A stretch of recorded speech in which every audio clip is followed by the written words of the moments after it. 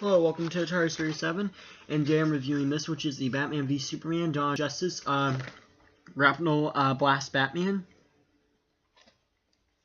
Now, you might be wondering, didn't I review this already? Well, yes I did, but this is a variant. Now, I originally thought this was a Walmart exclusive, but apparently Wave 2 of the figures are coming out, and they've re-released Grapnel Blast Batman along with a few other characters, but now they are varianted. One thing I find weird, maybe it already said this, and I don't remember, but I've noticed on some of these variants, they've actually got the different languages written, which I think is pretty cool, but it's interesting because I don't remember the first release of these characters having that. But here we have Batman and Superman, then we have the Batman v Superman logo, and what kind of looks like the sun behind it. It's a really cool gold image. We have Batman v Superman written here. We got some beige, black, and gold going all the way around. I really like it, to be honest. Then we have Grapple Action Batman, or Grapple Blast Batman, which, funny, kind of in my review I said this, even though I did love the Grapple Blast Batman, I thought it was a pretty decent figure, I kind of point out that it doesn't actually blast, so pointing that kind of, like, putting that in the box really didn't make sense, but it was still cool. On the back we have Gotham City, and we have Batman in the blue and gray suit, and includes Grapnel. We also have Batman v Superman here, and we have the Batman v Superman logo, DC Comics here, forgot to say that, but then we have the available characters, and yeah, so, I'm gonna open this now.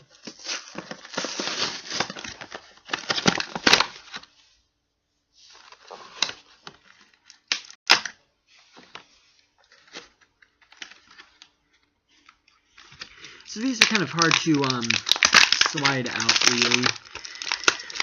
Yeah, the capes do get in the way, and you gotta be careful, because if you're not very careful, you could either injure the cape while pulling this out, which I'm doing now. This is exactly what you don't want to do, or you could rip the cape, which isn't the exact same thing as injuring it.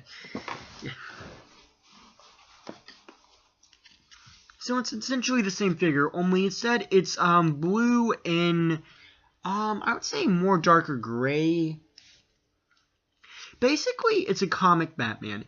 Now, normally I don't go for these sort of figures in toy lines. Like, you know, if I'm around to it, I might review it.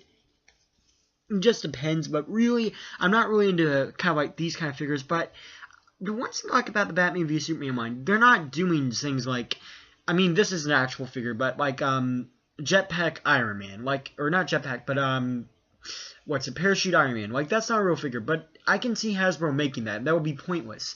But here we have an actual blue and gray Ben Affleck Batman. Now, we'll never see this probably in theaters, but I mean, it's still cool because it represents an era of Batman. It kind of reminds me of 60s Batman with Adam West, but still the comics, because Batman did wear this, and at least it is something that, you know, has appeared.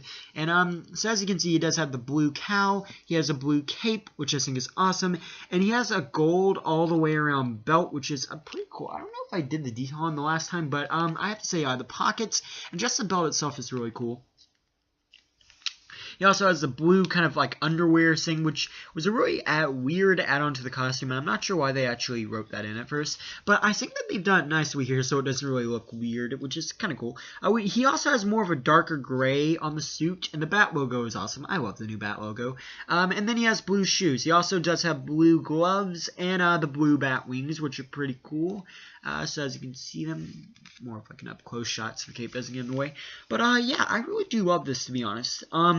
Normally, like I said, I don't really buy these, like the variant figures and toy lines, but I really do feel that, like, at least with Mattel, they're not doing, like for instance, Ultron Hunter Iron Man from the Age of Ultron toy line. Now, while that's actually one of my most popular videos and has gotten a lot of views, thank you very much for viewing that, fans, but, or people who watch you. Yeah, but anyways, the problem with that is, that's never going to appear in the movie. That never did. Like, that's not even a comic thing. But at least with, like, Mattel, they're doing things that are comic. And that's why I really like this, to be honest. So we have 360 at the head, 360 at the arms, 360 at the elbow. Oh, no. Wow. That's very stiff. The elbows are really stiff in this the elbow articulation and the toy line are very stiff. But they do go up and down, and they also do have 360. Just, you kind of have to force them. But the bad part is they don't really like to be forced. So in doing that, they can be broken, which is sad. Well, I haven't, but they probably could. But the legs do kick out and backwards, and there is bendability. Yeah, like I said, a little stiff, but it is neat. Another cool thing, the bat grapple is actually a bit different. Instead of being like all gray with black around the edge here, it's just all black, which, you know, I was expecting it to be the exact same version. So even though it's like nothing new essentially, it's nice that it is a different color scheme. So like I said, do I recommend this to every character? Well, probably not, because most people will probably just buy the regular Batman. But to be honest, I do think that it's something every collector could enjoy. I do see a lot of kids liking this, and I especially see people who like 60s Batman or just like the era of the 60s.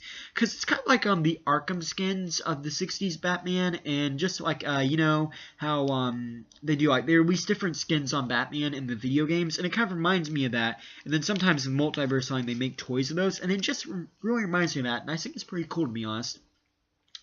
Now, hopefully I can get this into Batman's hand, and I will not look pitiful.